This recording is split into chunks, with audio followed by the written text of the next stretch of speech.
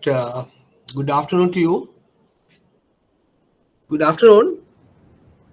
Good afternoon, sir. Good afternoon, sir. Right, thank you. Right, so I think your advanced credit diploma started in, I think, 2 weeks back or 3 weeks back. 3 weeks back, right? And Yes. Mr. Indika has done the first 12-hour period. I think he has covered the administration part.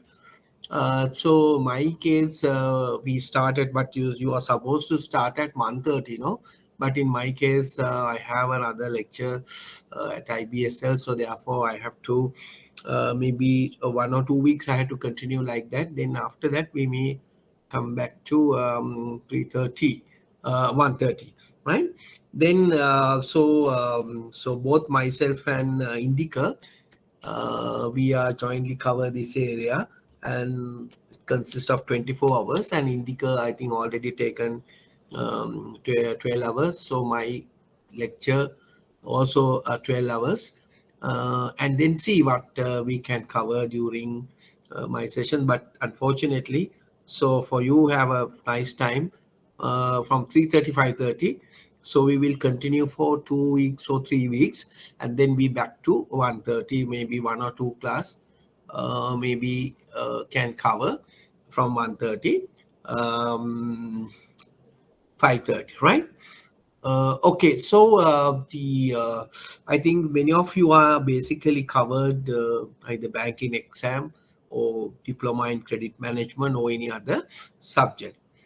So basically, the area which I'm going to cover is the industry, credit industry, both local and world if possible.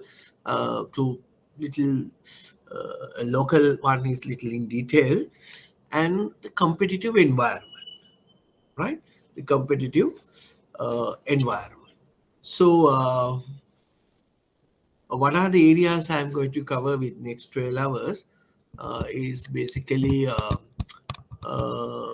credit industry and competitive environment, then introduction to credit environment, and then the competitive forces which affect the credit business, and then the credit industry analysis, understanding the present market condition and forecasting the future market conditions, what may be our credit market, and also impact on present and future environmental factors, right, to credit businesses. There we are going to touch something what you call the regulatory aspect, what are the regulatory as far as the credit is concerned, and some other changing taking place in the environment which impact your credit businesses, right? And these are not basically some sort of a textbook structure, right?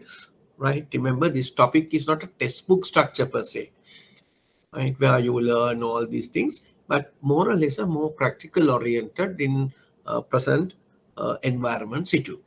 And also we are trying to cover something what you call sustainable financing and investment, and there of course we going to touch on green financing, green bonds and things like that, and also the developing of a new product, how to develop a new credit product, how you launch a new credit product into the market, and how you're going to segment the credit market in Sri Lanka, like that. So we are going to touch during my 12-hour period. Okay, that is a format which I'm going to deliver lecture for you.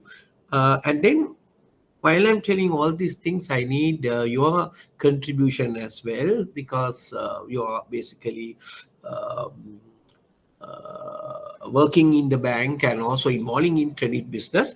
So you can add some more thing um, to just to fortify this session successful. And also you can stop me at any time and just asking any questions you want to ask about my topic or any other things is permitted, provided that is within your framework, right? Okay, this is the area, and this is the syllabus, I mean the content which I'm going to discuss with you, right? Okay, then today, so I'll just give you some sort of a brief introduction about the credit environment and competitive forces affect your credit businesses. Right. Now, what is the learning outcome of this session? To understand about the credit industry and the competitive environment and why we need to understand the credit. Usually I take the very first session, very first 12 weeks, because first before you go for all these corporate governance and other risk factors and all, I think better to understand about the credit environment. But since due to some unavoidable circumstances, the indicators took the first 3 sessions. Okay, just what am I going to discuss today? So first we look at it, what are financial institutions, right? And then we're going to cover what are the credit function carried out by financial institutions. Now you will note that there are very different functions carried out by financial institution. So from that, what are the credit functions and what are the drivers for credit, and what is the credit business look like? So what are the challenges you are going to face, and some uh, any credit manager uh, need to face certain questions or need to face certain fundamental uh, question in this area. So how you address this question, right? Okay. So then what are financial institutions? Now, most of you are aware what are financial institutions and are vital for any economy, right? So we consider the financial institutions are the backbone of any economy, and because they make the financial transaction possible. Without banks or financial institution, there's no any financial transaction taking place.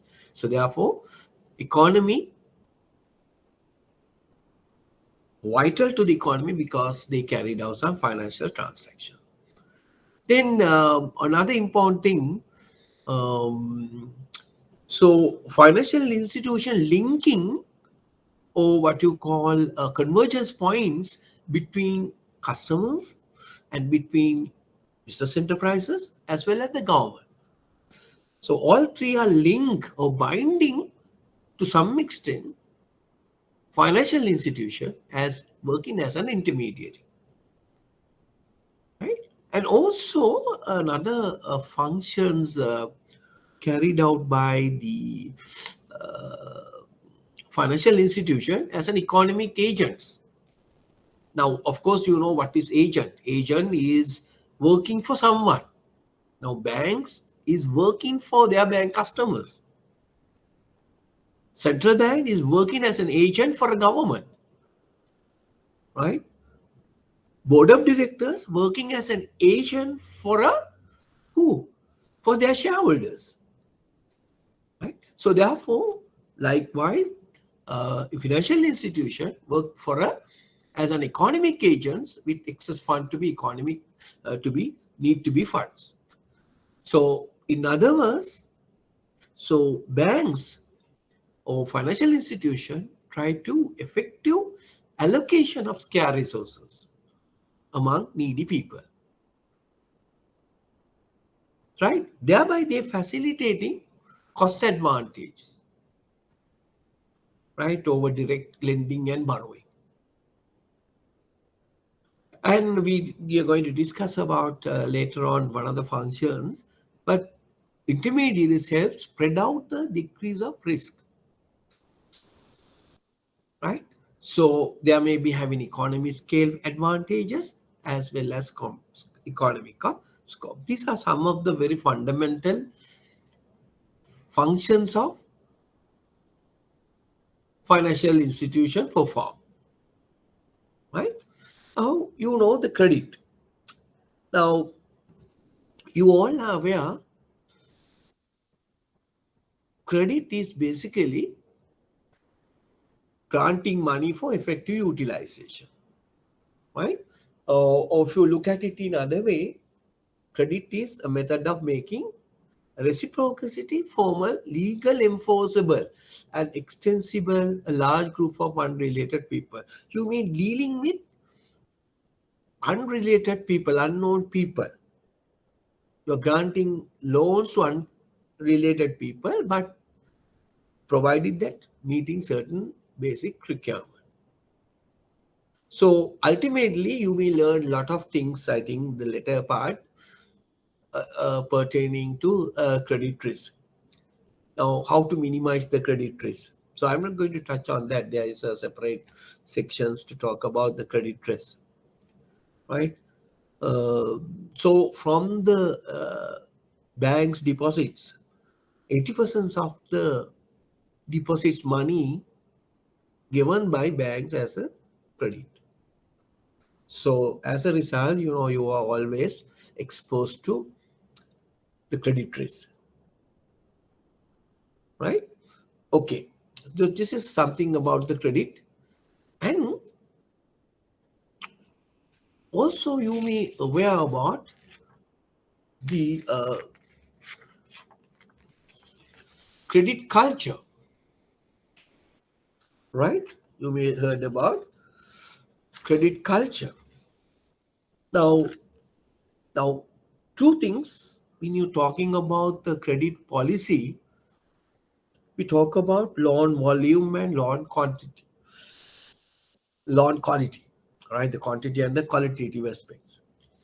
But if you look at the credit culture, I think you maybe learn all these things.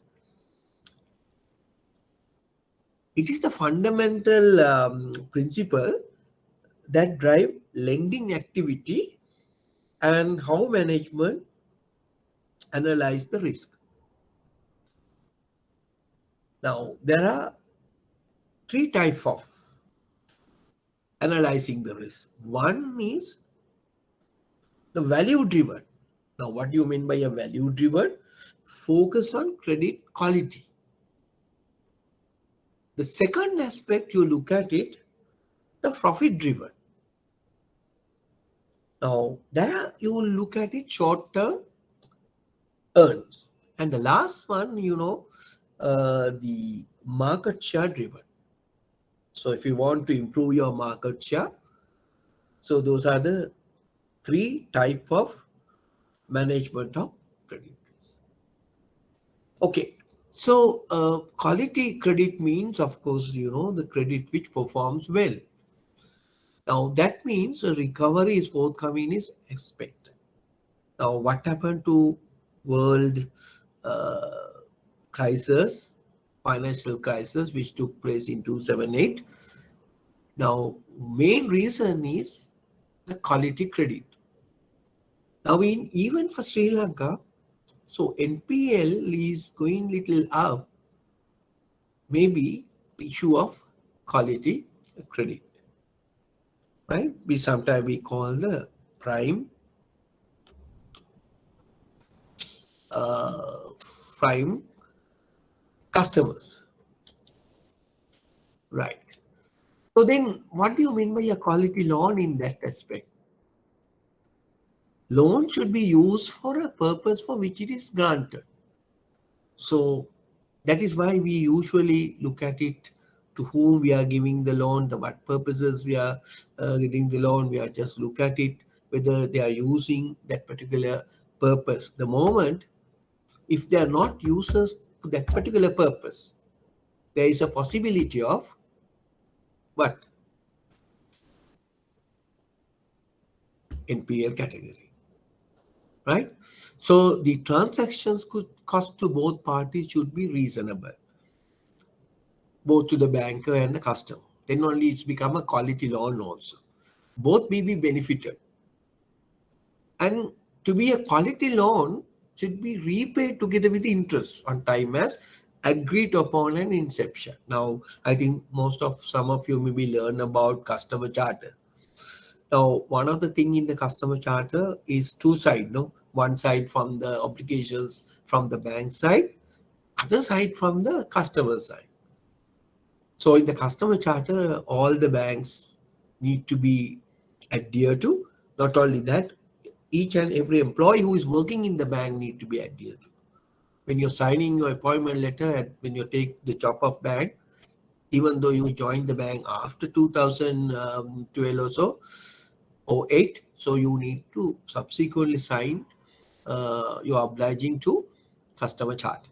So the one part of customer charter is basically talking about you take the loan as far as you can pay it, right? So that is obligation of customers. Then it's become a quality loan. And any business, any business, you need to have a certain reasonable profit,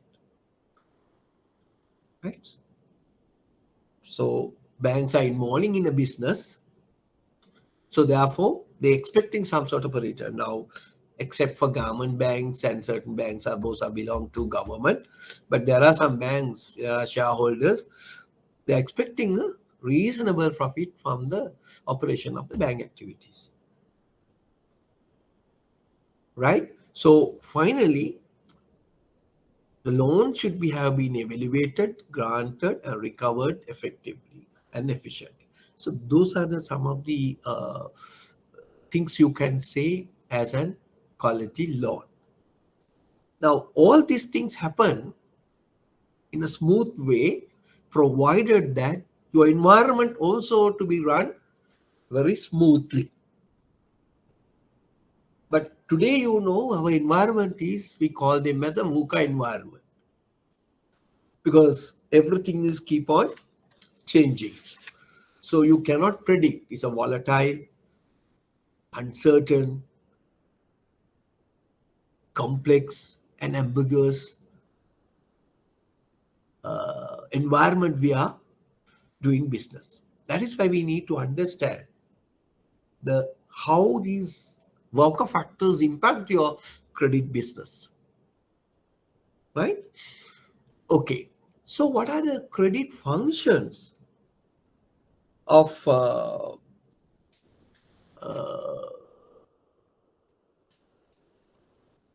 financial institution?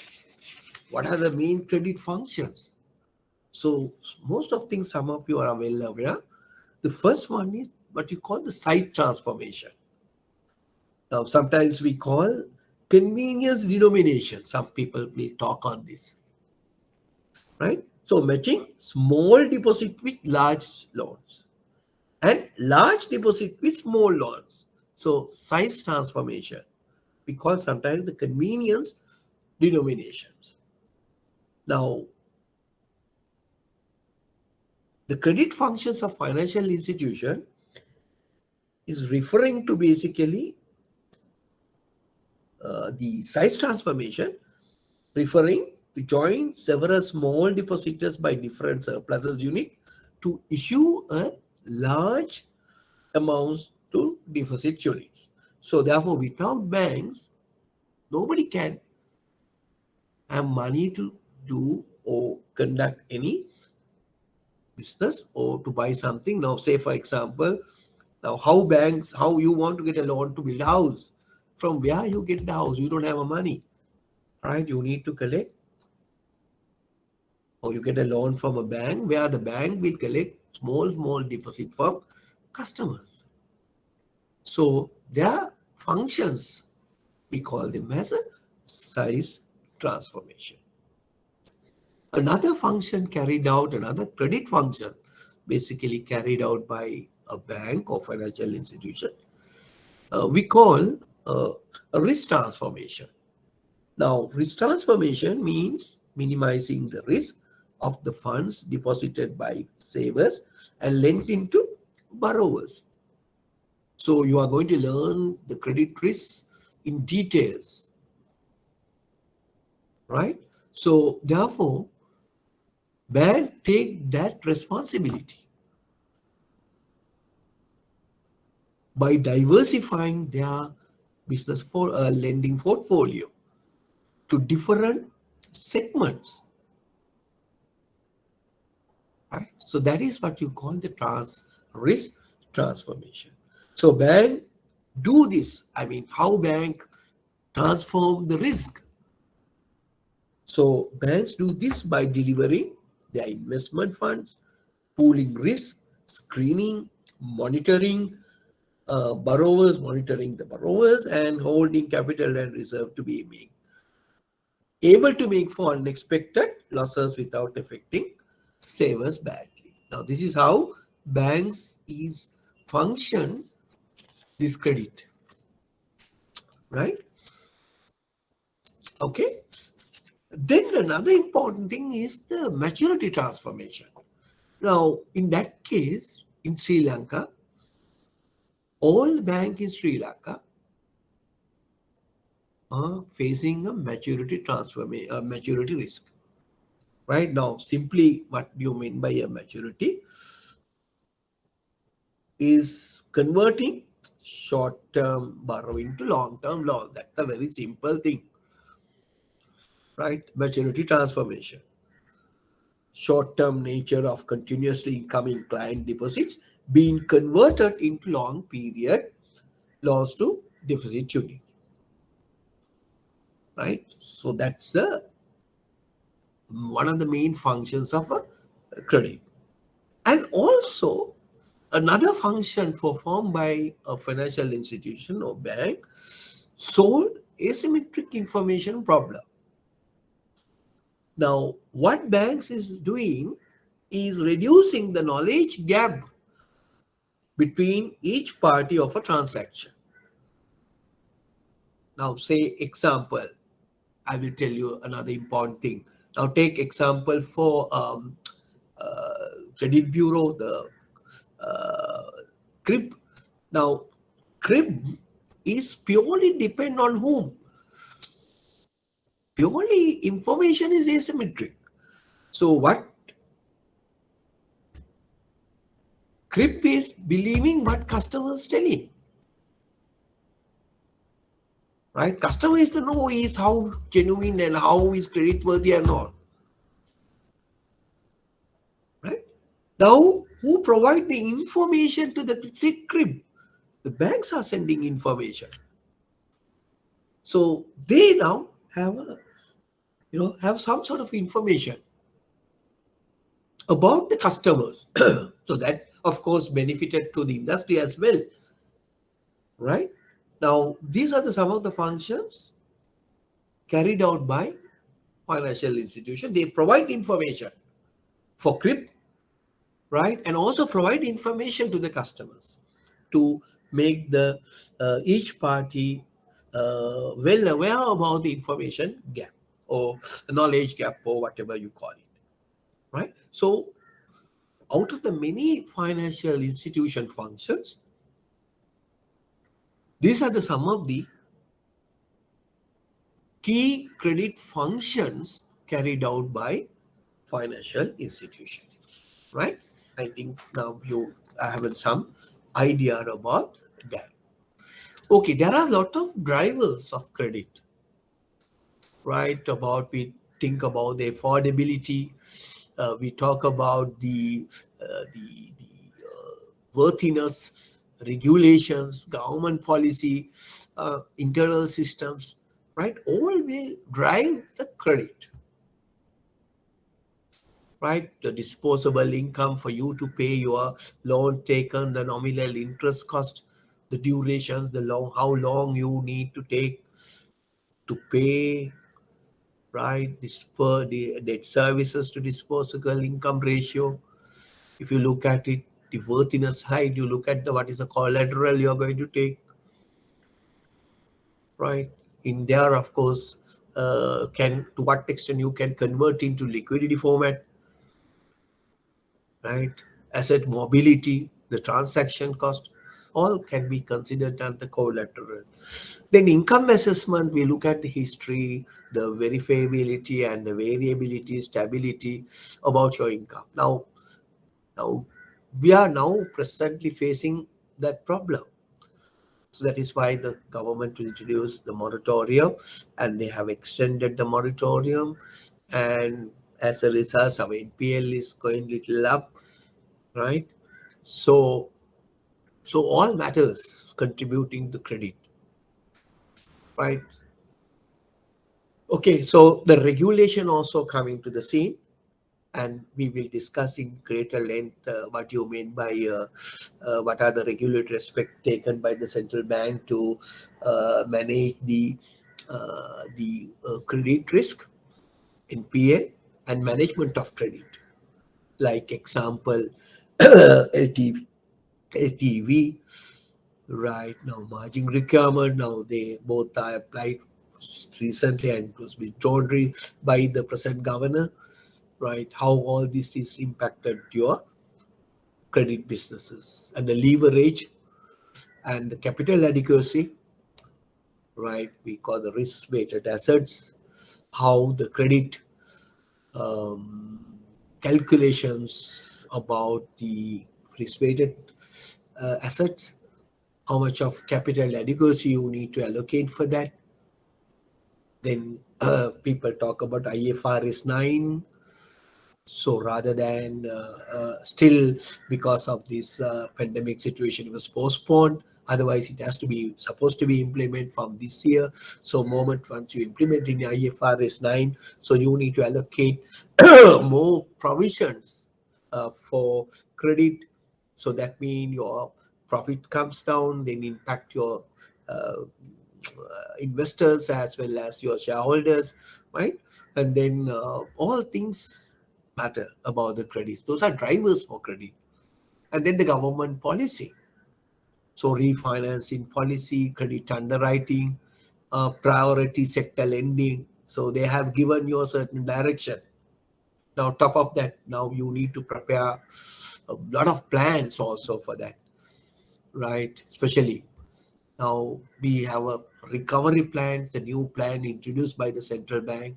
Every bank must prepare a recovery plan, right? Especially for liquidity as well as the capital and the capital, right? So these are drivers of credit, right? And the development of new products, how you can customize the research and efficiency of services. Right now, how fintechs and organizations or how technical facilitate or digitalization or facilitate to execute your credit offering and speed up the credit process, right? All are basically you can consider drivers for credit. So we are going to discuss some of the drivers, right? How it impact your credit business, right? So then, as everybody is aware, the credit is lifeblood, right? So that is to say where the money is coming from credit, right? Now, usually I know some of the organization recently, I don't ask me the what is that financial institution uh, had that issue. Now, when they deciding for um, maybe one of the reasons, right? Maybe deciding for the next C grade job. Uh, so one fellow maybe not qualified for being a top C because of he may not exposed to credit business, right? So therefore, if you want to go up in the ladder in the banking or financial institution, so somebody must need to have a adequate knowledge about the credit businesses. So you think now the disqualification factor if you don't know much of the credit, because why it is important? Because credit is the most contributory factor for any bank. That is why I say credit delivery is considered to be the backbone of banking business.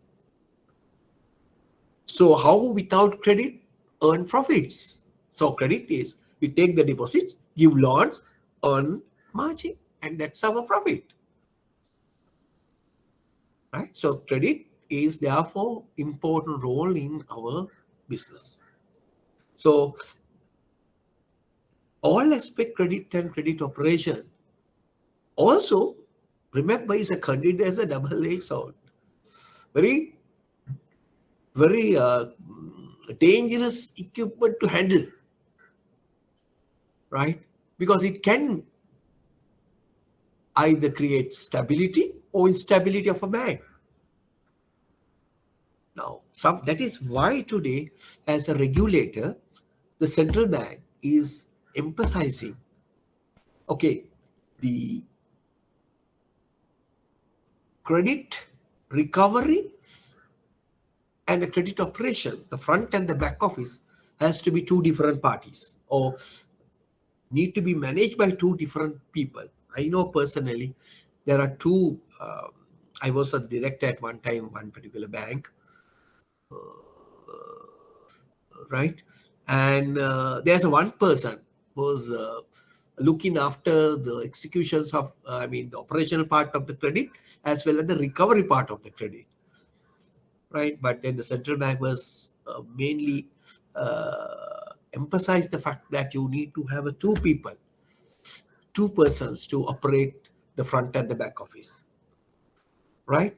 So operation guy cannot be involving in the recovery aspect, right? If you one person handling both, there is maybe a what you call a conflict of interest. Okay, so why? Because credit is so important in that sense, right? I just give you some, I think some of the things you may be aware, but I try to add something to you to saying that why we need to study a credit, right? Know about the credit. Okay, so what is credit business today? Okay, now before that, I just want to check with you. You're okay up to now. I just give you a brief introductions about what is financial institution and what are the role played by them, what are the credit function carried out by them, and what are the key drivers of the credit business, and with some practical examples. Okay, now I have to, since even for you adults, that's a familiar thing in the online lecture series. I have enough experience on that, so very difficult to get the feedback from you. Now I have some names in front of me. I'll just randomly ask from someone, right? So how about Chandima? Chandima or Chandima? Is a boy or Anuradha? So have you understood Anuradha? Anuradha is girl or boy? I like to hear your voices as well, right? Krishanta? Okay, Pinto? Pinto, you are listening, or right? Okay. Yes, yes. Right. It's okay. Yeah. Ganeshan, how about you? Ganeshan? Yes, I'm okay. Right. I'm understanding what you are telling, sir. Right. Okay. Hiranti? Hiranti? Hello. So I can understand. Right. Okay. Now, what if you are in a physical class, I may ask from which bank and blah blah. But this is very unfair to ask all these things. So therefore, I just stick to just randomly call some of you all and ask whether you understood, or you will need to be more clarification on this. Right. Okay. Going back again to what we are learning. To what is today's credit business? Now, as a credit management, you need to look at it different dimension. If you are working in a credit business environment, so you need to look at it the global considerations, how this global consideration impact virtually all credit decisions, because there is a impact from global aspects when you take any strategic credit decision. Then you, of course, as famously known, risk management. Now, I want to tell you one good classic example. With my experience, I'll try to share with you. Now, today we have I'm not criticizing any people, right?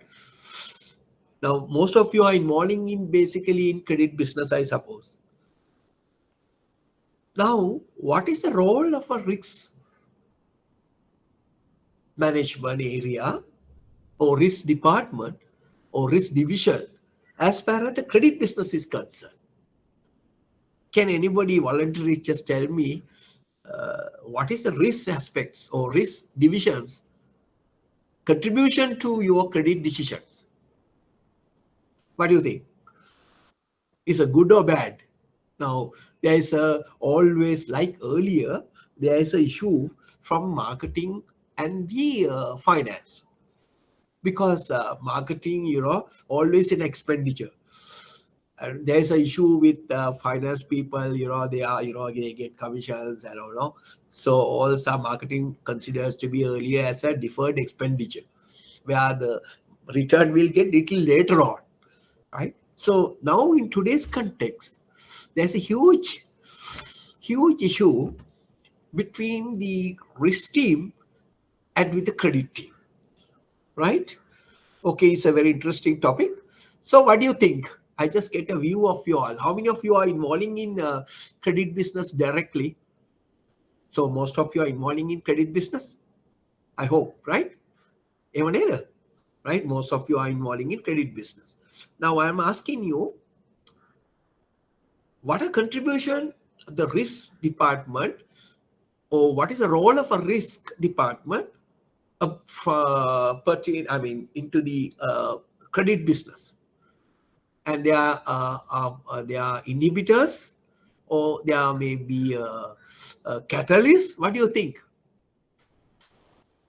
Pinto? I think the role of risk department is very important in credit granting, before granting actually, because they are assessing the possible risk that can be happen in future, so they can relate to some relevant covenants according to that. Right, good. Now I hope, Dulaji, you are not representing the risk. You are representing. Are you representing the risk I'm doing department? credit, yes, credit. I'm doing credit. You are credit. Good. So I good. Now there's a huge argument is sometimes credit department or the credit people to do the business, and the risk people not to interfere the business decisions taken by the credit department. But one only thing is they have to show like an auditor, like the external auditor, what they are telling. They are telling about the opinion about the financial reporting, right? That the opinion may be qualified, unqualified, right? Like that. But mostly what happened in the real life situation.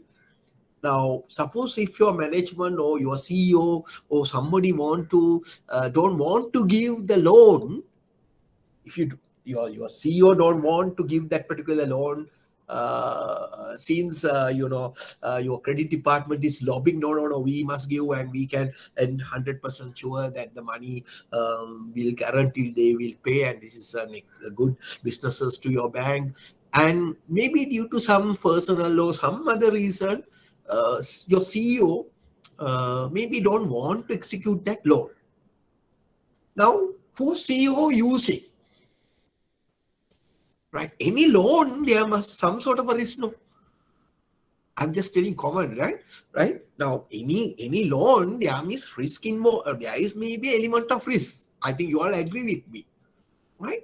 Now, if it is the case, so the CEO, if don't want to execute that loan or grant that loan, so he used basically who? Risk department.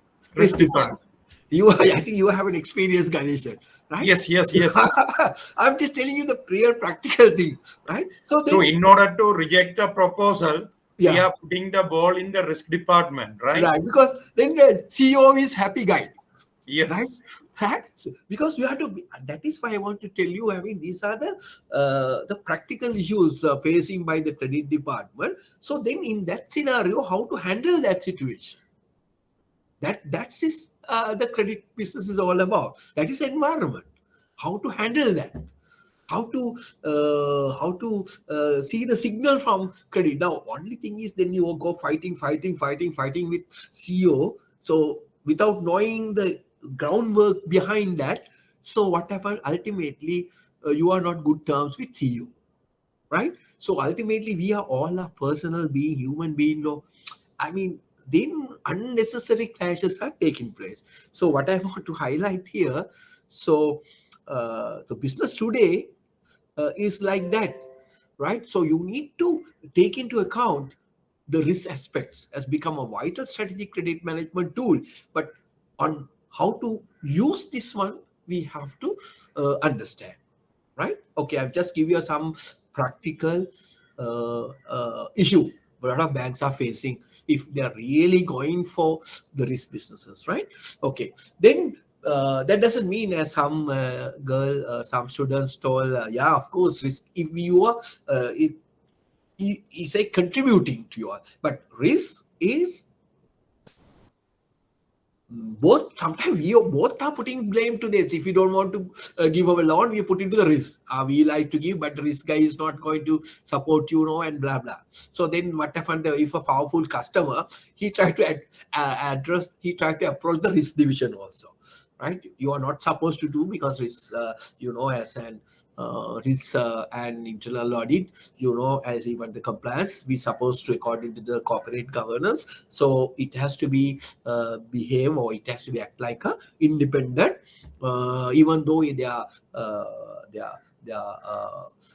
legal, I mean the administratively reporting to the management or to the CEO, but they are mostly working as an independent.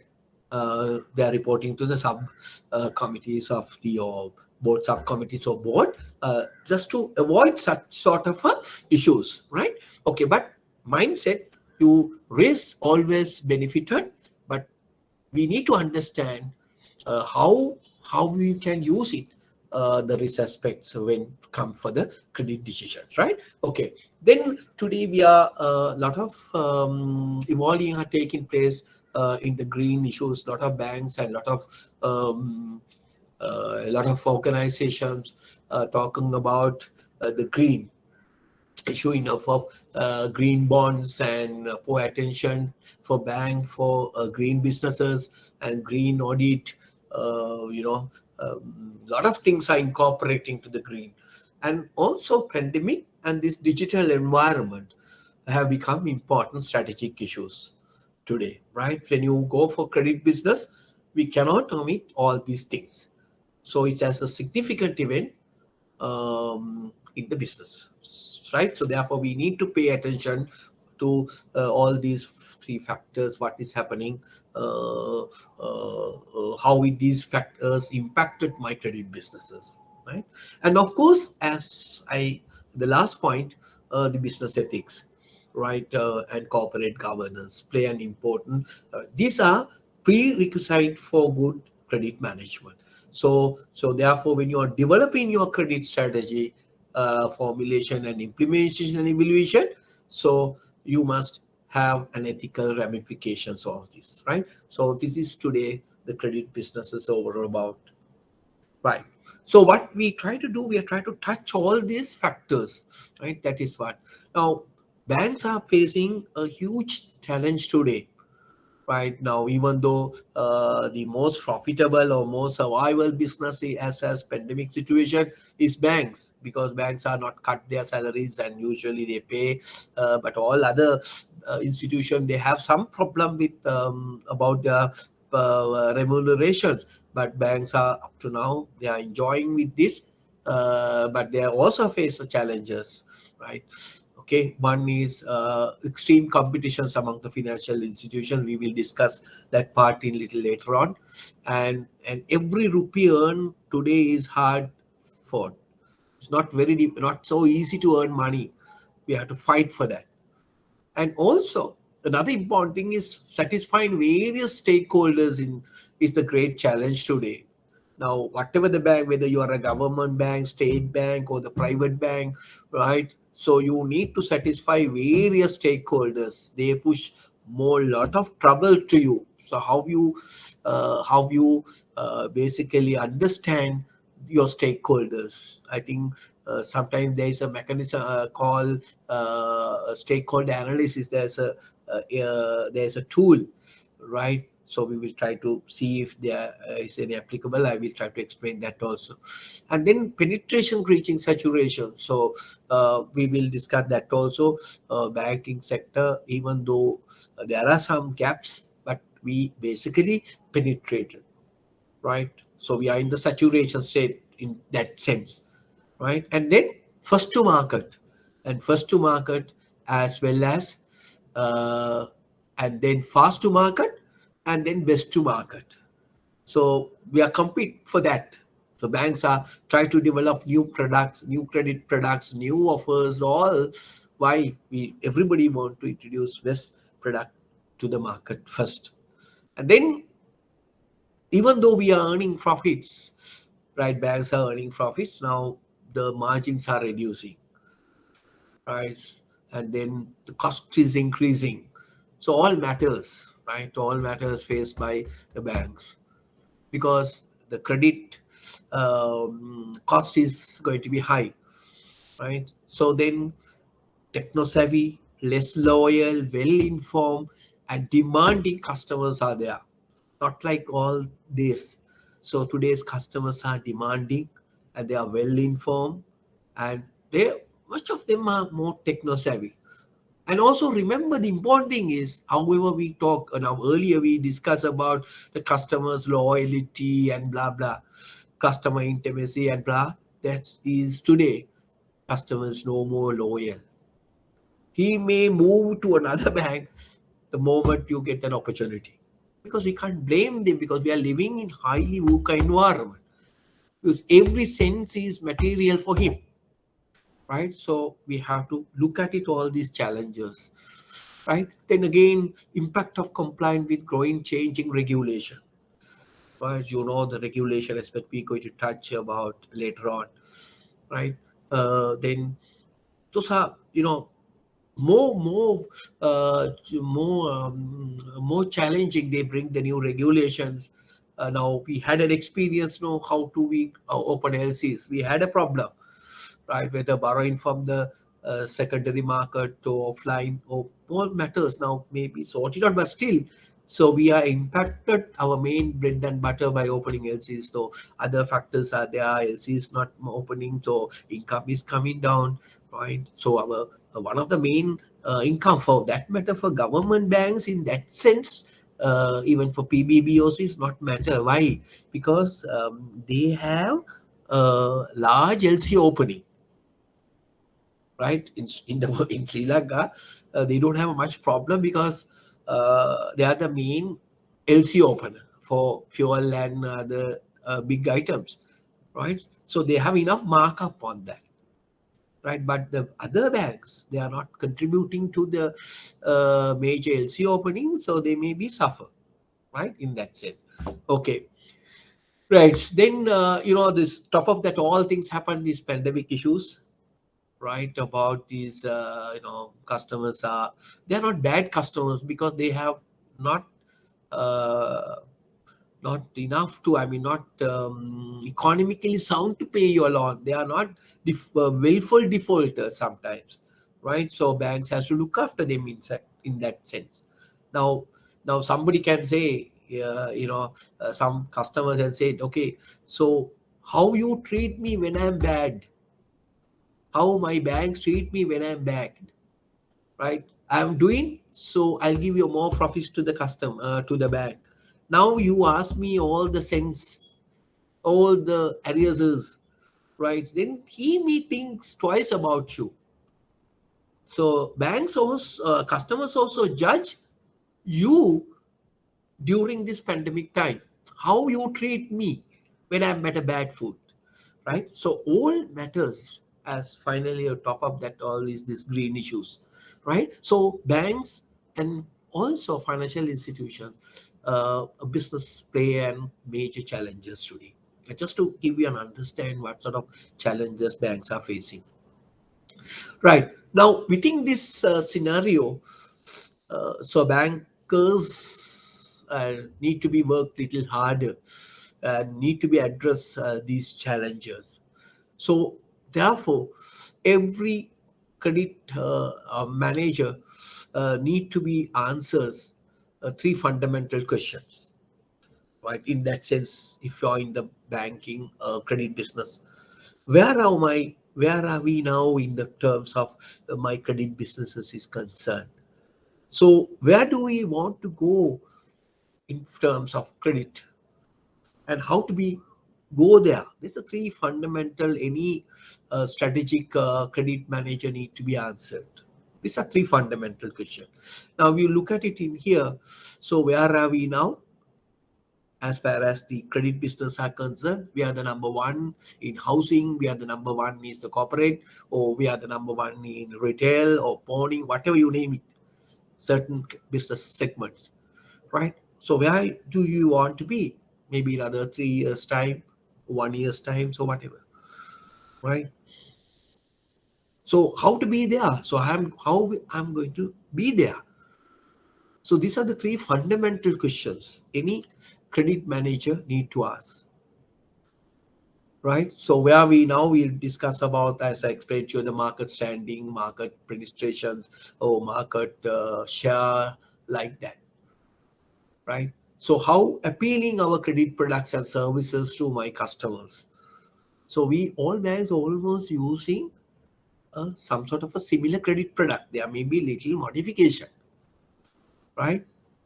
Okay, but how those products can be marketed and appealing to the customers, whether they are satisfied with our products. I'm referring to the credits, right? What are our strengths and weaknesses issuing these credit products? What are my current performance? What is my portfolio? Okay, where I want to be in order to capture the market share in a different segment, right? So then third important thing is the how you are going to execute your craft and execute your credit strategy from your present position to the future position, right? So these are the some of the areas you need to look at it, right? So therefore, so managers are not prepared to act wisely in this steering a bank new directions or altering is the normal strategy they are usually adapting, right?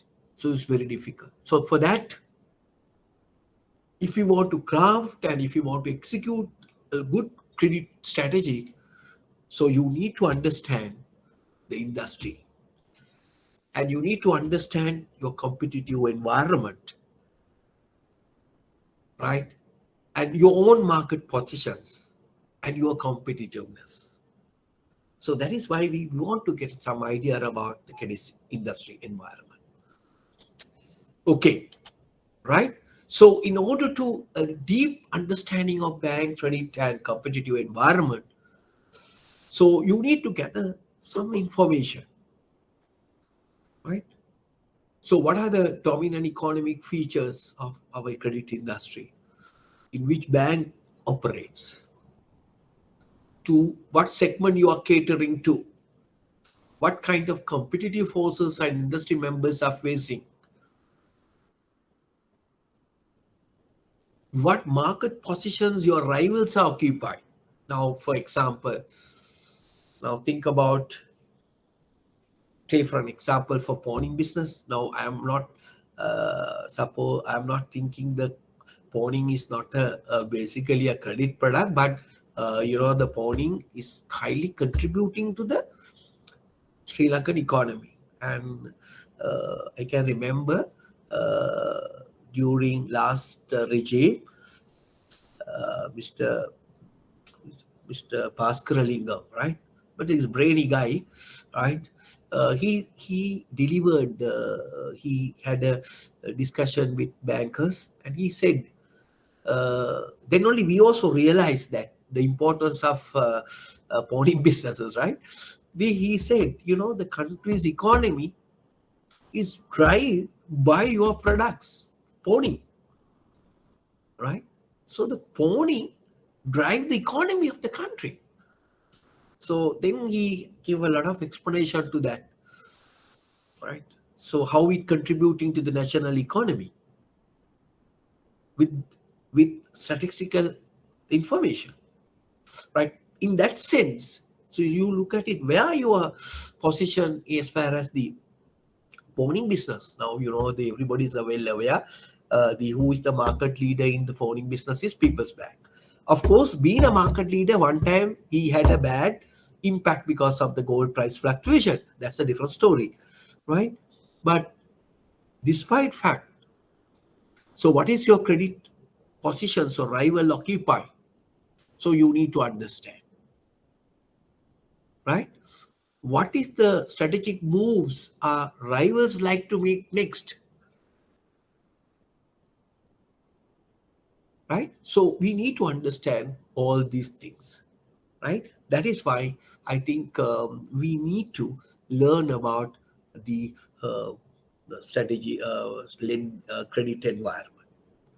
Okay, I just give you a sort of a brief introductions to why we need to learn or need to understand the credit, why it is important, why we need to know all these things, why we need to understand about the credit environment where our business is going on, right? So that's a sort of a brief introductions I gave you, right? Now let's look at it, the money lending.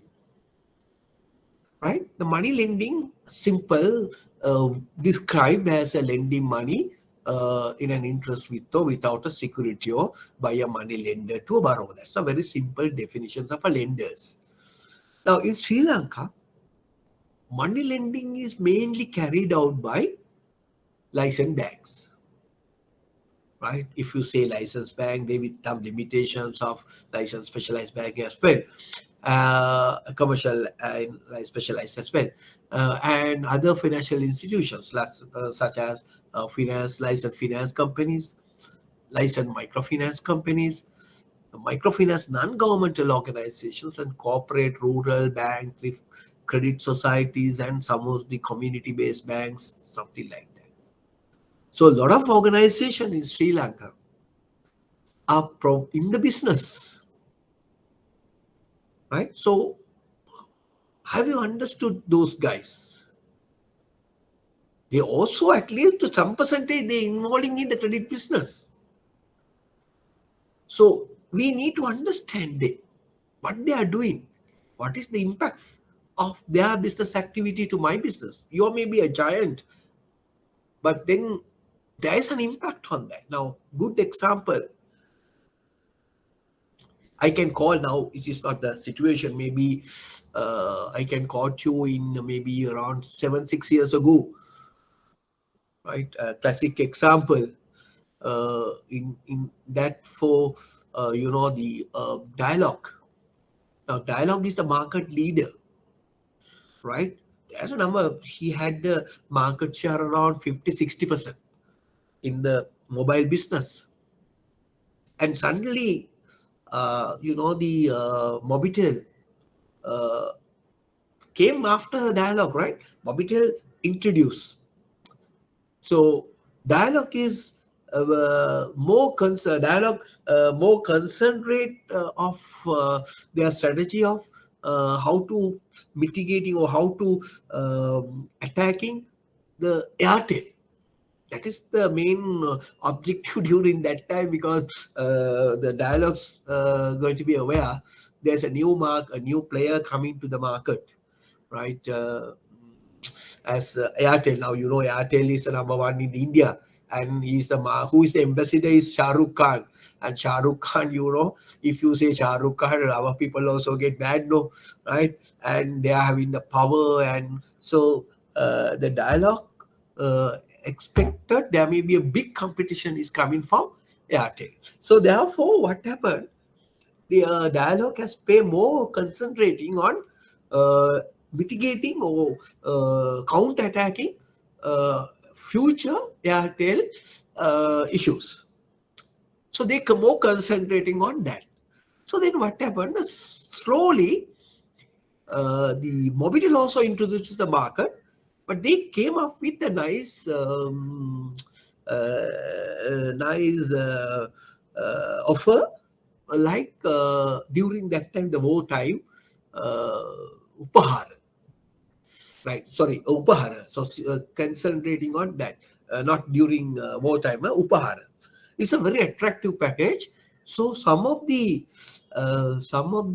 market share absorbed by who? Mobitel. Then there is some niches also during that time. I think Etisalat. Another one before Etisalat. There's another. I can't remember the mobile company. They are the people first introduce another concept to the market. So, what is Shelter. Huh? Shelter. No. After that. Ego. Not huh? Ego. Ego. No. There's something. Yeah, something I can't remember. What is that? What is the company you said? There is a shelter or it is la. Ego. No. Before it is a lot. I think Tigo or something. No, right? Yeah. Okay, right now because they are the first guys who introduced second charging. Separate gas to separate. It's only 1 minute like that. Even though you talk for 30 seconds, you charge for 1 minute, and then as the second company, right? They also introduce a new concept called chargers for second. My goodness! Now you see, Mobitel come up with Upahara. These company came up with Tigo. Tigo or some company came up with you are charging for second basis. Like that, there are a lot of competition. I can remember I heard that speech delivered by Hans during that time. So their market share from 57 to come down to 35. You believe me, right? 55 to 35% market share has come down. Nothing else because these two guys, because Dialog are concentrating on Airtel. Because they thought they have a big impact for them. But unfortunately, fortunately, nothing happened so badly in Sri Lanka. But top of that, all these other players also creep into the mobile market and they grab some of the market share enjoyed previously by the Dialog. Right? Now, why I want to make an example of this? Right? Why I want to take a call on this? Because, right? So sometimes, even though you are a big player, there are small players can get into your market share. Right? For that, you need to understand what are the players in the market. Now, accordingly, in Sri Lankan situation, these are the players in the market, maybe in different scale, but they are the main players in the market. Okay, right. So now we are trying to understand. So what are the competitive forces affect the credit businesses by using the Porter 5 forces model, right? Clear now up to now, right? So before you going for a more detailed analysis, I think you need to understand some of the things, right? Some of the very basic things and to try to explain and try to understand, right? So under this area where we are going to discuss who are our major players. So where are the threats is coming from? So power and the suppliers and customers. So that is we simply call Michael Porter's 5 forces strategy, right? Make use of that strategy. Now, the Michael Porter identify 5 forces, competitive rivalry within an industry. Now, if you think about the competitive rivalry within an industry, that means suppose you are a commercial bank, right? Suppose you are a one commercial bank. So how many players in the market to compete with you? How many commercial bank in the market to compete with you? Okay, if I ask you how can I move it back again for just to okay, If I called the Dulanjali, the guy, lady who is answer, Dulanji, you can, is this okay for me to raise small thing for you? No Yes, sir. problem? Right. No Now, problem. which bank you are, Dulanjali? I'm from Bank of Ceylon. You are a Bank of Ceylon. Good. Right. Now, how many competitors you are in as a commercial bank? Both Number is enough for me. commercial banks, I guess about 40 something. I'm not sure about the number. Right. Okay. So anybody. So we'll take the Anuradha, or we'll take the Ganeshan. Ganeshan, which bank you? Actually, I'm working people's leasing in finance company. We have nearly 21 players in the Right. You have I think it's more than that, but we will still look at it. Then Chandiva, you can, if you willing only, if you like to disclose your bank. Yeah, I'm from Sampath Bank. All right, good guy. Okay, right, Chandiva. Now, how many banks directly compete with you as commercial bank? You mean the island-wide competition or the No, locally? Bank wise, your rivals. Bank-wise, it's I guess it's 40 plus, about 44, I guess. Right. Okay. So that's I think better to that's better to know all these things, right? I think that's I just want to cross check some of you all, right? Okay. Good.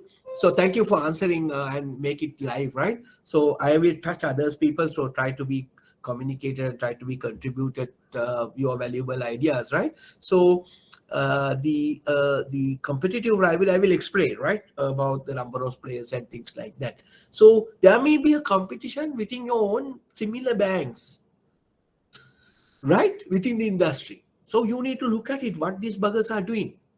Not only that, they need to look at it, threat of new entrants.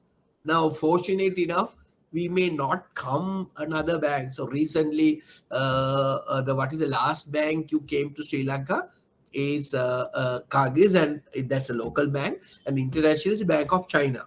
Now, imagine, right? Fortunately, Bank of China not expanding their businesses. Suppose once more populations come to Sri Lanka by Chinese, so they may expanding their businesses. So then China industrial and commercial bank, China agricultural bank can come to our country. So there's a new threats of new entrant, right? Okay, we had to be a big challenge. Then we have a threat of substitutes products, like you may for fintechs issues companies, and then there may be the share market is increasing, right? Capital market is increasing, all that impact our businesses, right? Remember that, even though to different levels. Then of course, as you say, customers, usually in the bank, customers are sitting on the both side of supplier side as well as the supply side, will at the real customer side, right? Because one time they are the depositor, one time they are the borrower. So he is sitting the both side now. So therefore, bargaining power of suppliers as customers, if you look at it, so they're demanding more interest rate. As far as look at from the customers, from the borrower's point of view, they ask for the more low interest rate. And top of that, there may be a suppliers like these techno companies who provide these lot of platforms, right? Like a lot of payment platforms, a lot of technical innovative companies, right? They will not directly compete with us, but then they will support for executing our activities. So we need to understand all these players' role. So that is why we use Michael Five-Porter's strategy as a framework to analyze the industry and to understand our business strategy development in this scenario. Right? Now, what are the main objective is this tool basically provide analyzing our external environment and providing a crucial set of inputs, right, for our strategy development as far as the credit is concerned. right? That is why we need to learn a little bit of this competitive business environment, right? Let's look at it, the competitive rivalry. Now, too many players. Now in Sri Lanka, people are thinking about too many players of same size, right? Even though 60% of the asset base is contributed by 3-4 large banks, but they are almost business-wide some sort of a same. So they are using the similar strategies and very, very less differentiated, right? So the banking sector, of course, dominating in the financial sector, as you well aware on that, right? So we need to understand who are our competitor rivalry, right? Let's look at it now. So some of you may be learned, but some of you may be not heard. So we have around, altogether at the moment, we have around 30 banks in Sri Lanka, right? 30 banks in Sri Lanka. Now, you know, the banks in Sri Lanka can be divided into a licensed, specialized, and licensed commercial. So we have a 6 licensed specialized bank, right? And we have a basically how many private banks? We have a 12 private banks in Sri Lanka, and we have 2 licensed government banks, and you see altogether we have around 24 commercial banks, right? And 6 licensed banks. So now I think some of you all maybe understand who are your competitors. Now, say for example, for a commercial bank, all these, how many are there now? How many commercial banks in Sri Lanka at the moment operating, including foreign banks? Now you must be knowing, no? Now you know who your competitors. How many commercial banks in Sri Lanka? Can anybody just tell me? Now some of you all told me a little higher figure, no? So what is the total commercial bank in Sri Lanka now? I'll ask from Sampath, why, how many banks you need to compete, irrespective of the size of the bank? How many banks you need to compete? A guy from Sampath, I can't remember his name. 24. 20? Not 24. With you? Apart from you? 23 then. 23 banks. So you see, these are the 23 banks. Now, recently, I think you may be aware that some things happened in the banking industry. One is the ICICI Bank and Axis Bank can move away from our business operation in Sri Lanka to international bank. That is why it's come to 30, right? But different scale they are operating. But at least they have some sort of a impact to your businesses, right? Now, for example, Bank of Ceylon. So Bank of Ceylon always we compete with which bank you think? Bank of Ceylon compete with among these 24 banks. Which bank you think? People's Bank. You think so? I think it's differently. So BOC always compete with what? Commercial bank. Commercial bank, no? Right. Now there's a huge competition between NDB, Nations, Ceylon, right? Of course, Union, Pan Asia, Kagis are different categories. DFCC, NDB, and all are different. HNB with some part. Like that, there may be a, so even though it's not shown, but there's an internal competition we can see. Right, so there are, except for all these foreign banks, and recently I think you may aware we had 6 banks, 7 banks in a specialized bank, and there's a 2 last year. There may be acquisitions took place. We had the Lankaputra, can you remember Lankaputra Bank taken over by the RDB, is a government initiative, and National Savings Bank taken over the Sri Lanka Savings Bank, SLS Bank, taken over by NSB, right?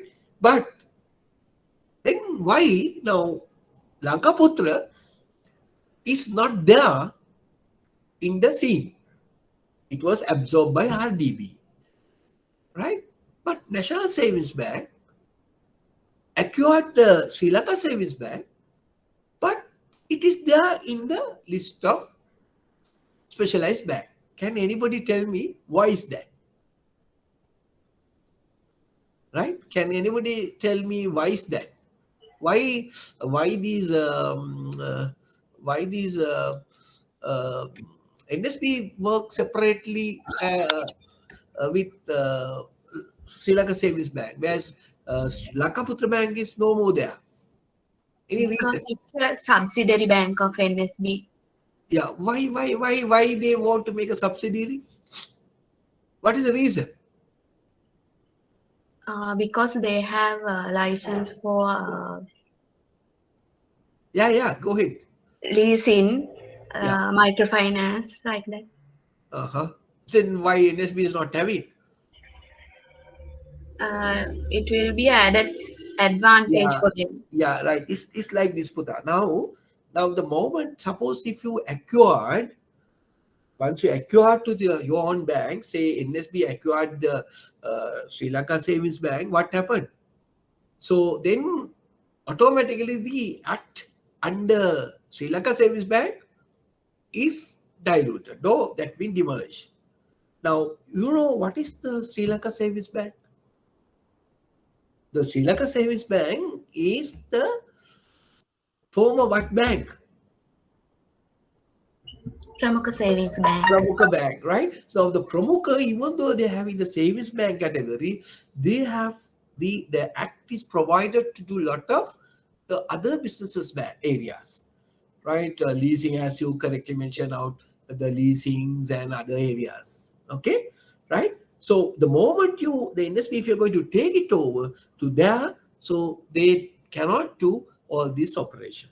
So that is why so NSB, the Sri Lanka Savings Bank, working under a separate entity as a subsidiary of NSB is correctly mentioned. Right, now why I have given you all these things? These are your competitors. These are your rivalries. So you need to understand, right? You need to understand what is the role played by them. Now, again, the present governor, he talking on the consolidations of the banks and financial institutions. So there is a possibility of consolidations.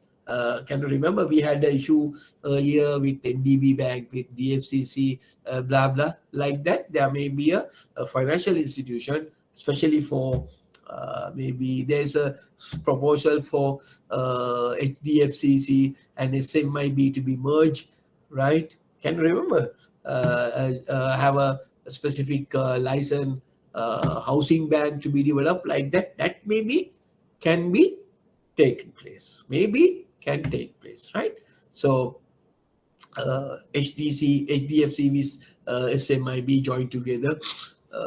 They may form with and even with the RDB, one bank, like that. There may be a lot of consolidations going to be take place, right, in the future, because that's some intention of the government. Right, now if you really look at it in the Sri Lankan banking sector, you really look at it, the density. You know what is density, right? Density mean the how many of branches there are for 100,000 people. So our banking density is around 17%. That every 100,000 people we have a branch, right? And then again, the latest statistics available, we have around 32 ATMs and CDMs for every 100,000 adults, right? Okay, that's because the access to finance in that sense, it does. If you really look at it in the credit card also, we have a credit card 9,054 per 100 adults, right? 9,054 cards for 100,000 adults, right? So, and also we have around 80% of adults have one sort of an account, right? That's what I told you. The saturation of the market is reaching. So the moment you saturate it, it's very difficult to compete unless otherwise you come up with new things. But despite the fact of all these things, right? Despite all the good things about the banking sector, there is a huge credit gap in the market, especially the women enterprises in Sri Lanka, and that was surveyed by the IMF, and they said Sri Lanka around US dollar 350 billion gap for credit. Only 17% of women have been successful in borrowing from formal sector. Over 80% of borrowers in the informal microfinance sector are women. And informal microfinance sector are basically at the moment are contributing to around 1.4 million low income people and granted around 19 billion last year. So what do you mean? All these informations are telling there is a huge potential in the credit market in some areas in the businesses. That, of course, you need to understand. Now, you well aware that our remittances market also, one of the main income source has been deteriorating. Now, why is that? I think a simple thing, even now that recently the government introduced the app also, no, to send all the money through the channel. You know how much is cost per accordingly world remittances businesses, they have identified the around 6% or 6, yeah, I think I remember the exactly as for intermediary cost. Of today is not the case. Today, because of the dollar, you can sell it at a higher rate in the outside. So unofficial way, the money is remitting is increasing. Now, somebody can argue with me. So these are some of the things which is impacted your businesses, credit businesses, right? Okay, I'll just ask from you. Now, if you really look at it, our foreign remittances, during the pandemic, we expected money not to be come, right? So during the pandemic, our remittances has gone up. A lot of people also came to Sri Lanka. Now, why our remittances increase? Can any suggestions to that? Any can contribute to that? Anybody can contribute. Why our remittances increase? Now why it is coming down? Any suggestions? Depreciation of rupee encourage the remitters to send money from. Yeah. Okay. Now, what I'm saying, why during the these are very practical things, right? Remittance increased during the pandemic.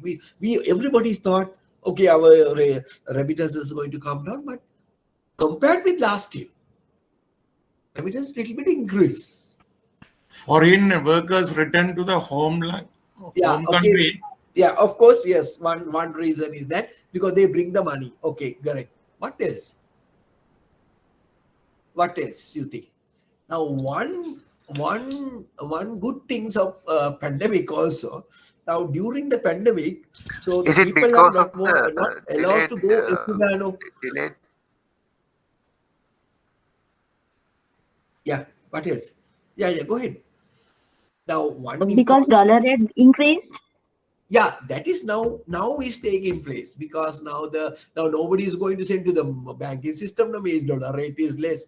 Who's going to send? Now is lot of Hawala and all these Hawala and all ODL systems will develop because they get up more money through unofficial methods. Now unofficial methodology is still there before that. Now during the pandemic, what happened? this was communicated to us by from there, right? Now, what happened there in the remittance market? A lot of people are not allowed to, lock down. There's no lockdown. There's a lockdown. So people not allowing to go to find out all these unofficial people or one-day people to send the money. So they use their apps to send officially to Sri Lanka. The one reason they identify. Got my point now, right? That is why it is increased. Because most of the people who are sent unofficial way converted to the official way because there's no option, because they cannot move, they have a block or held up at the home, so there's no way of sending money to home. They use the official channel to send the money to Sri Lanka. That is why again is increased. Then why again is coming back again now, little bit open, as well as the dollar issue, right? So you need to understand all these things. Then sometimes we may think what is we worried about remittances, because it have a direct impact on us, right? Because it's our credit business, so remittance also linked to credit, right? So we need to understand what is happening in the market. Certain small thing. Some people are not willing to talk in officially, but those are some of the points, right? So now, moving to the next one, if you really look at it, some of the individual performances based on the bank wise, what is the first quarter ended. So how these banks are performing. Now, say for example, now we think about the net interest income, and you look at the impairment cost, and then you look at the expenses, the profit, and you look at the total assets. So how all the main leading 5-6 banks are working. So you need to understand that, right? So that is why we need to study your competitor. So what my competitors are doing, what is my impairment? Now you look at it, the impairment. So the BOC is 13, PB is 7, right? Sampath is 4, commercial is 13. Now you see, that is why I said both are equally, right? And HNB is 6, like Sampath, right? Okay, and NDB, right? So you look at it, some of the important which are information which is appeal to my credit businesses.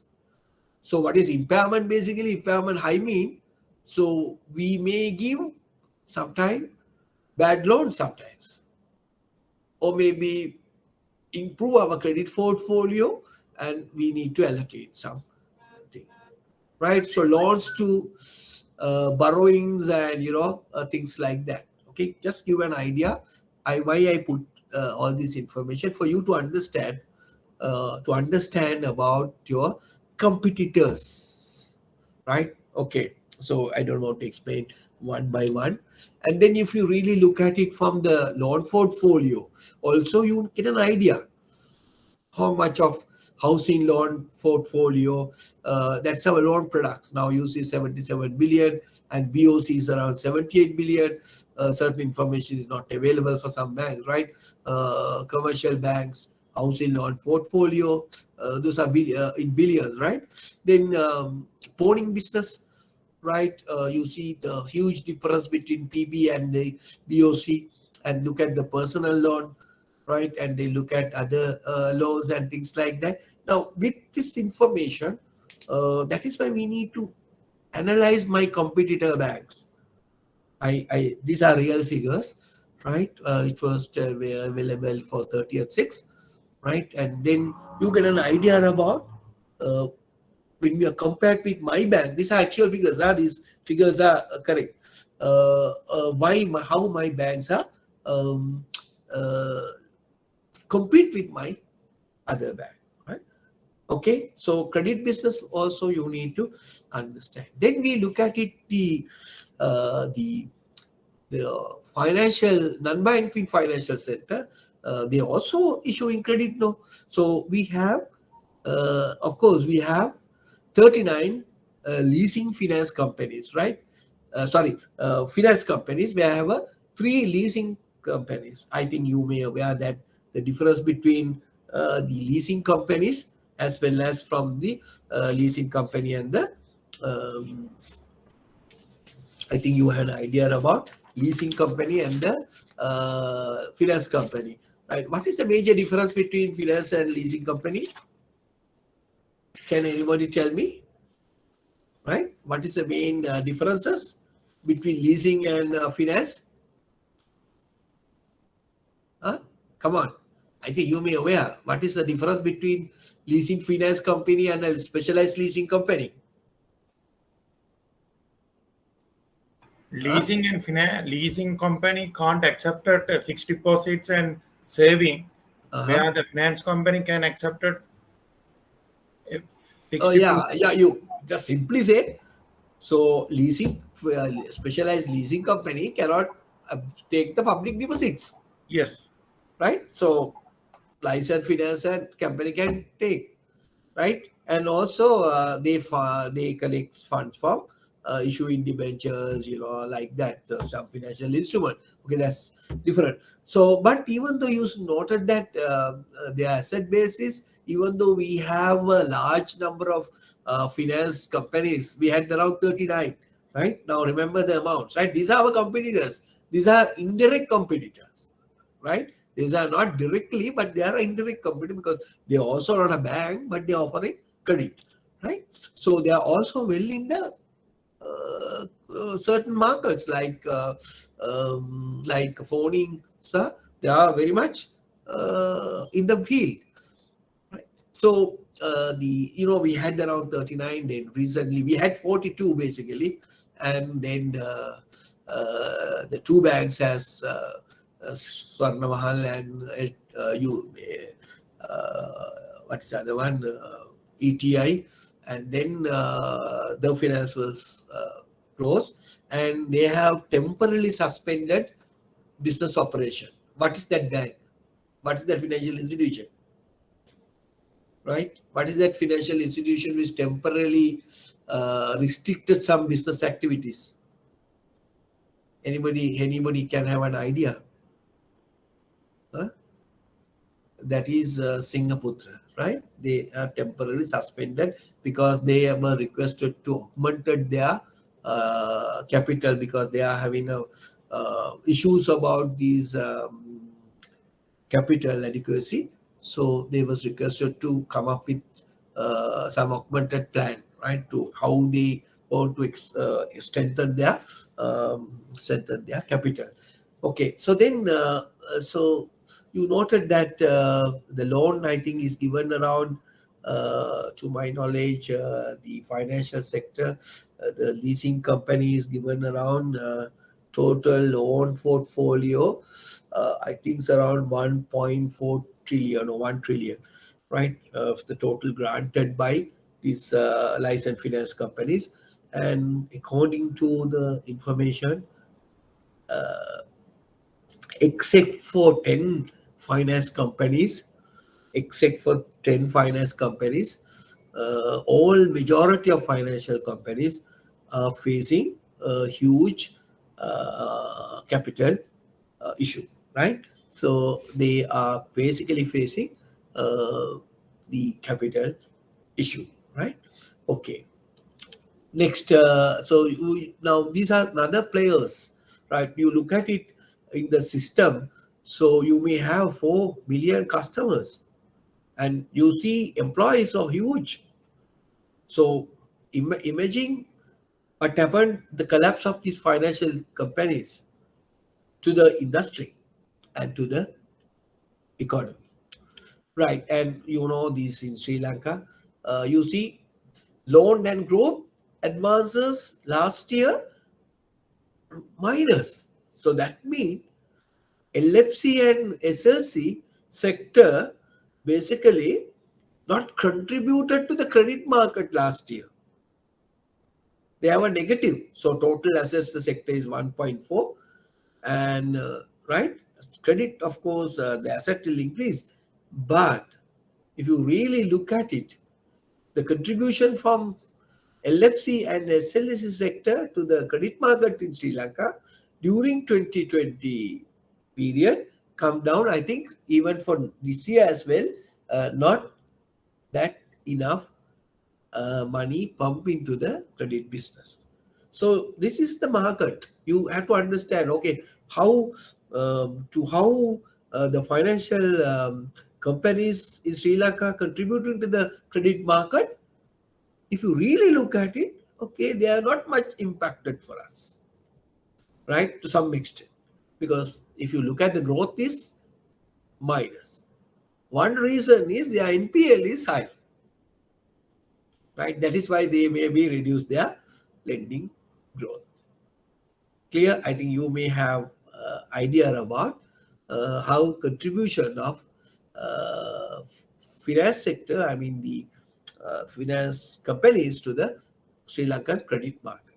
So there's as far as the banks are concerned, it's a good sign because there's a market gap there. Now, if you really look at it in more details, in the loans and advances of issues by the leasing and specialized companies in Sri Lanka, as at June 30th, the 6-month period this month is around 1 trillion.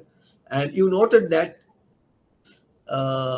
it is increased and then come down, right? It has come down, it is increased and come down again, right? So comparatively, now if you really look at it from 20th January, in early December, it has come down, right? It has come down, but slightly increased, but again come down, right? Okay, so you need to understand what is the positions as far as the business concerned. But if you really look at it from the pawning advances, you noted that pawning advances, so they are into the business. That amount is increasing the portfolio. They contributed 82 billion, right? 82 billion to the pawning market. So you need to understand, okay, what is my pawning market? It's a credit market, right? What is my leasing market, right? When you are compared with leasing companies. So even though we talk about all these 30-odd finance companies, you see their contribution is comparatively less. Remember that, right? If you look at the last column, you look at the leasing, loans, and then the real estate or pawning advances. That's the main business area, no? Right? So it is going down. So therefore, people who are involving in the more concentrating on the pawning businesses, so need to pay eye on with these people. Now, why? That is why I give all this information. The people who are concentrating on their businesses in pawning, so you need to and high. So finance companies may go little up. Market is same, right? So that means some of the market share of the banks taken over by finance companies. It may be minute, but some of the portion they have taken. If you look at the pawning market, it remain static. Some of the portions they have taken, right? Okay, so that's what I want to highlight on that. Then these are some of the again the businesses, all this, right? How these play, and then how many licensed microfinance. Now, what I'm discussing, your competitor companies, people who provide loans, or people are involving in the lending business, right? So another area, licensed microfinance companies. Now you noted that in Sri Lanka, we have only 4 microfinance companies. What do you mean by that? That means the licensed microfinance companies who are registered under the Microfinance Act. But there are so many microfinance companies who provide more informal loans to the customers. The previous slide, you will recall it that. If you really look at it in Sri Lanka's microfinance company, we have Berdinia Microfinance, and then Lakjaya, and then Dumbara. And recently, the last year, I think, the new finance company, new microfinance company registered under License Microfinance Act. It is the CJA Microcredit. So apart from that, there are huge number of players catering to the microfinance sector. Now, with this license, where we can get some official statistics, it is recorded around 6.8 trillion billion worth. But you see, the loans has given this microfinance sector also around 5.8 billion, right? So that means their capital level sector, these two, we don't worry much on that. But how much of lending market for finance companies? Now, so you need to have an idea if somebody asks from you. Now, when you go for an interview for the next promotion, suppose if you're working for a finance company, working for a bank in the credit department, if somebody asks from you, okay, what is the total credit market occupied by the licensed finance, microfinance companies? I am not bothered with they are not big. They are very small, no? With compared with my portfolio, no. That is not the answer, right? So you need to understand. So what is the credit market captured by those microfinance companies? So you can tell, right? Is around 6 billion. It may be small, but they also giving loans. But more than that, the unofficial microfinance companies are giving. That you also need to remember, right? That is why every government come to the power. What they are trying to do, they want to strengthen the microfinance sector, but the financial sector still remains same. Now, any countries backbone, not big companies, the microfinance sector, SME sector, MSME sector. And they contributed to the economy around 50-60%, whereas the countries like Germans and other developed countries, sometimes the finance SME sector, MSME sector contributed to the economy is around 80%, whereas Sri Lanka also around 80%, around 48%. So what we are giving them to improve their entrepreneurship? Nothing. So all the government comes, they try to improve the microfinance sector, where captured by informal sector, but nothing happened. Now what? Government criticize banks telling how උන්ට දීලා පුළුවන් සල්ලි එකතු කරගන්න අපි ඉවර වෙන්න වැඩක් තමයි ඒකට ඉන්නවනේ microfinance company කියලා. Yeah, so country is same, remains same, right? It is not developed. So as a national duty also, bank also to address these issues. Government criticize bank, right? Bank may not go into that deep due to various reasons, because your cost capital as the employee cost is very high, one reason. Okay, so but my topic is here. So what I want to explain, there is a market for the microfinance companies. What is the credit market for them also, right? Okay, right. Then if you really look at it, 5 porters model, as far as the bargaining power of suppliers, I told you a lot of mortgage loans are taken by customers, because loans are given to customers, right? Okay, that's you need to understand. Therefore, you need to look after your customers. Then also you look at it, the bargaining power of buyers as far as the depositors. Now, if you deposit the money, then only you will have the money for lending, right? The customers also requesting more deposits interest rates, right? That's of course. Then you look at the substitute. I'm just going little fast because just to wind it up this area. Now, if you look at it, the other sector, the substitute, now it is the emerging of the fintechs, right? Emerging of fintech companies.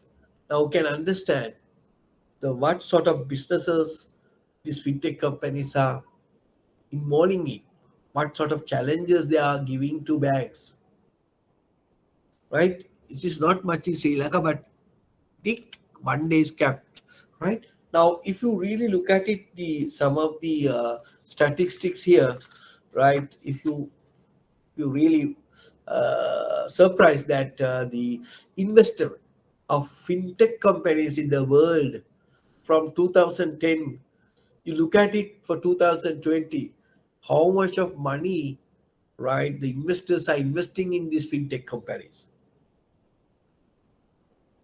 right? You look at it, of course, 2020 due to this COVID has come down, but you look at it that US dollars billion from 9 from 2010, it has gone to 168 billion,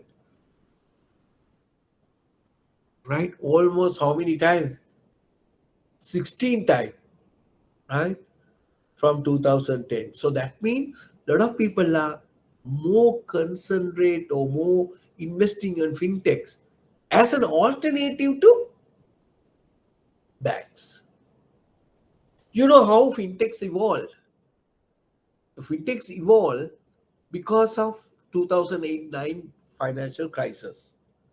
Because in 2008-9 financial crisis, a lot of customers are frustrated, right? Lost their trust and confidence about their banks. And that gives an opportunity to fintechs to come in the market. Then customers look at it an alternative to the banks is fintechs because due to various reasons. With that gap, now also you look at it now what time this financial crisis took place? Somewhere in 2008, 2009. Right? You see the investment for fintech companies not much. But you see now how it is increased. That means people are moving away from banks to other alternatives.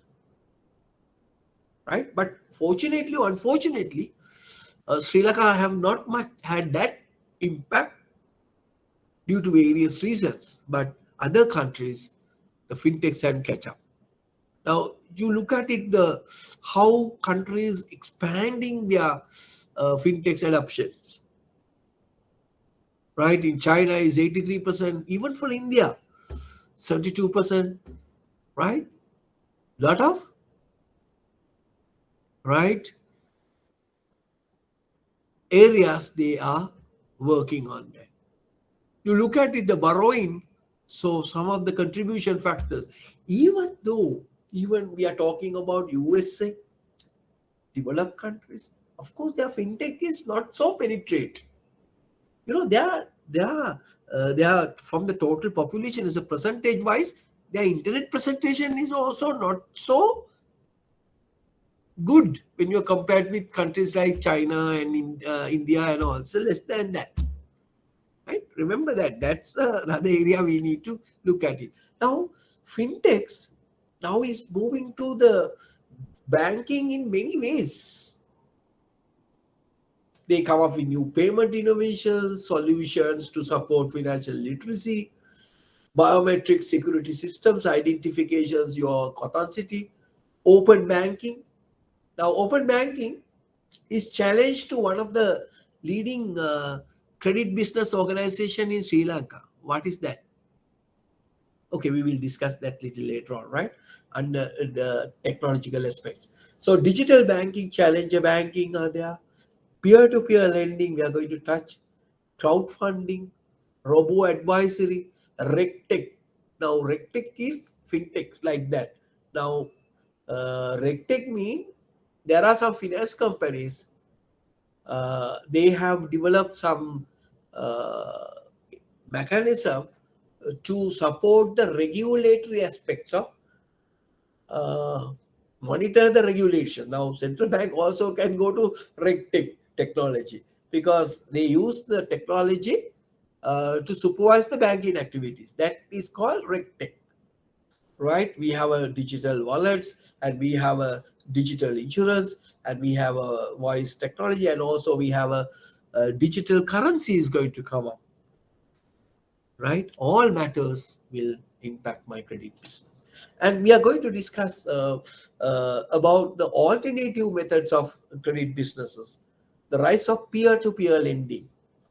Now you see the global peer-to-peer market, right? Market size value in 67.93 US dollars billion in 2019, and it was projected to increase, but so 558 billion in 2027.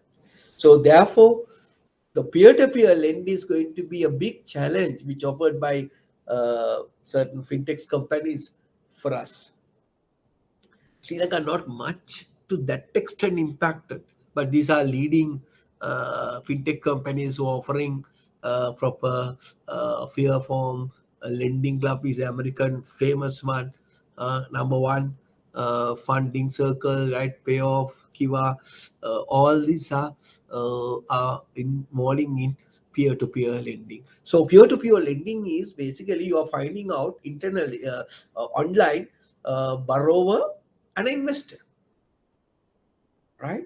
Easy methods, no intermediate cost. So these fintech companies, they are linking, identifying a borrower and a match with the investor.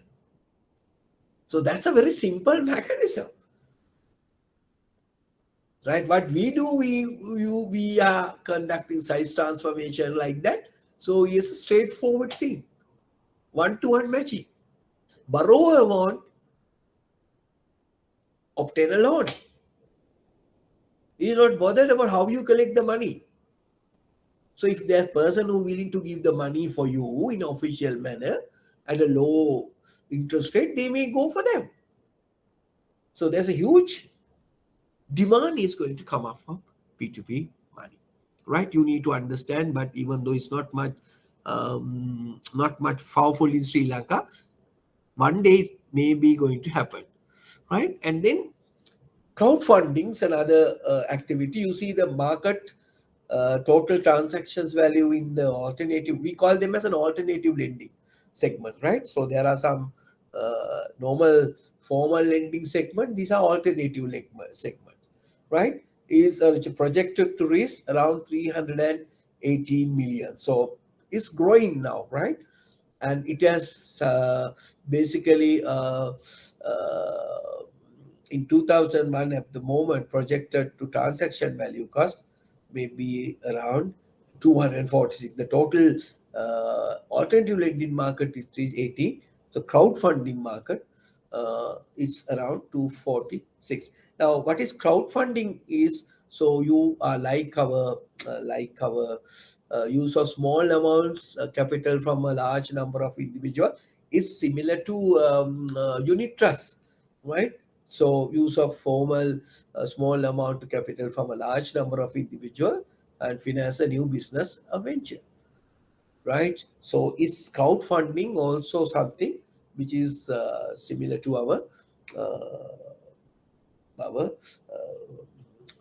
unit trust, but only issues in these areas, still they don't have a much regulatory framework to monitor, right? There may be a regulatory issue of operating of these things. So that's the one of the major, we banks, we are protected to some extent from our central bank.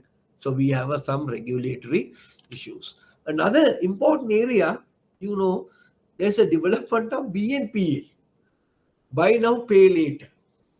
Right now, using how it related to credit, some people can think no.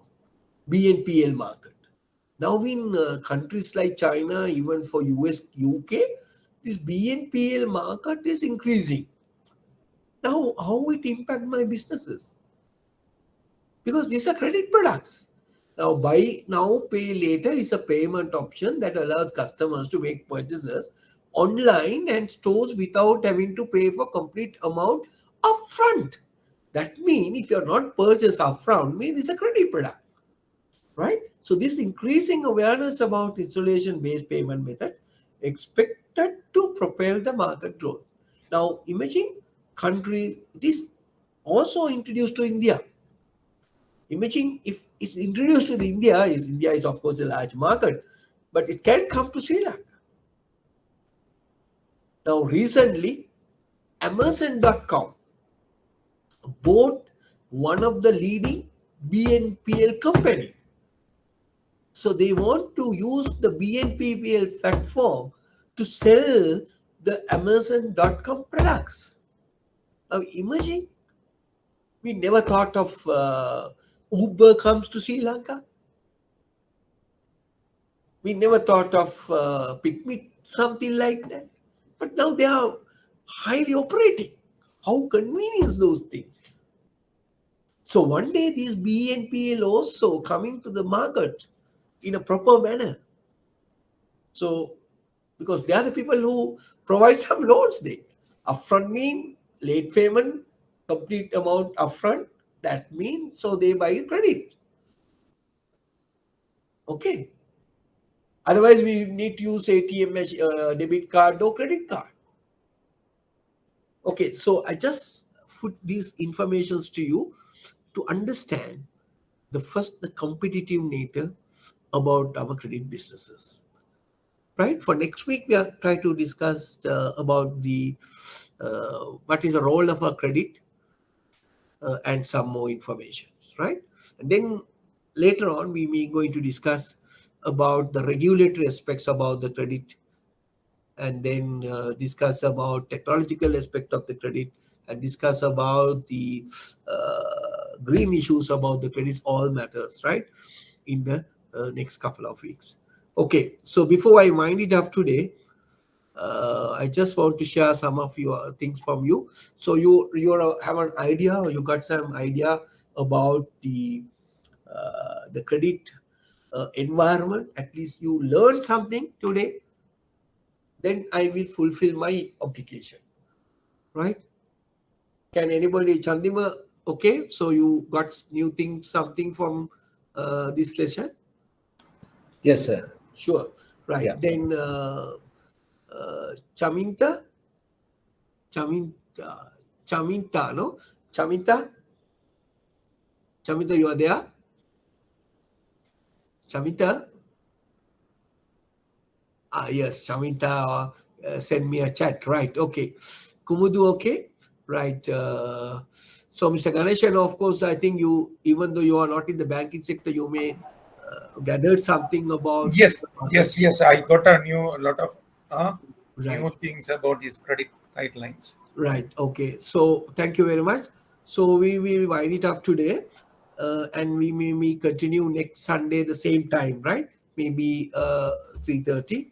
I have a lecture from 1 to 3.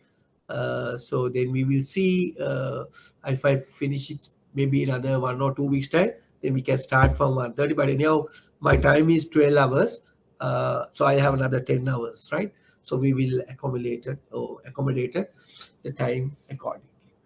Okay, thank you very much, and see you next Sunday at 3:30. Thanks, sir.